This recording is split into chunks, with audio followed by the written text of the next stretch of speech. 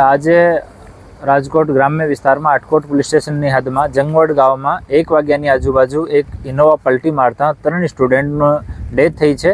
આમાં ઇનોવામાં total 12 student હતા અને તમામ સ્ટુડન્ટ્સ આરકે યુનિવર્સિટીના સ્ટુડન્ટ હતા, કમ્પ્યુટર એન્જિનિયરિંગના. આમાંથી 4 લોકો 3rd સેમેસ્ટરના હતા અને 8 લોકો 1st સેમેસ્ટરના સ્ટુડન્ટ હતા અને તમામ સ્ટુડન્ટ્સ આંધ્રપ્રદેશ અને તેલંગાણાના રહેવાસી છે.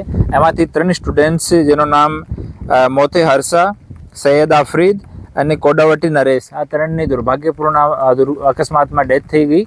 આનો પોસ્ટમોર્ટમની પ્રક્રિયા સિવિલ હોસ્પિટલ રાજકોટ ખાતે ચાલુ છે અને 2 સ્ટુડન્ટ્સ સ્ટર્લિંગ હોસ્પિટલ રાજકોટમાં એડમિટ છે અને ફ્રેક્ચર થયેલો છે, આઉટ ઓફ ડેન્જર છે અને બાકી સ્ટુડન્ટ્સને નોર્મલ સારવાર કર્યા પછી રજા આપી દીધી અને અમે આટકોટ પોલીસ સ્ટેશનમાં FIR દર્જ કરી રહ્યા છીએ અને FSL की ટીમને અને RTOને અહીંયા બોલાવવામાં આવે છે. એનો એક્સપર્ટ ઓપિનિયન લઈને એના પછી આગળ વધીશું. આરંભિક પૂછતાછમાં એવો જાણવા મળ્યો છે કે સ્ટુડન્ટ હોસ્ટેલમાં રહેતા હતા અને વાર્ડનથી પરમિશન લઈને અમરેલી અને દ્વારકા ફરવા માટે જતા હતા અને રાજકોટથી એ લોકો એક કાર, આ ઇનોવા કાર જે છે આ ભાડા ઉપર લીધી હતી.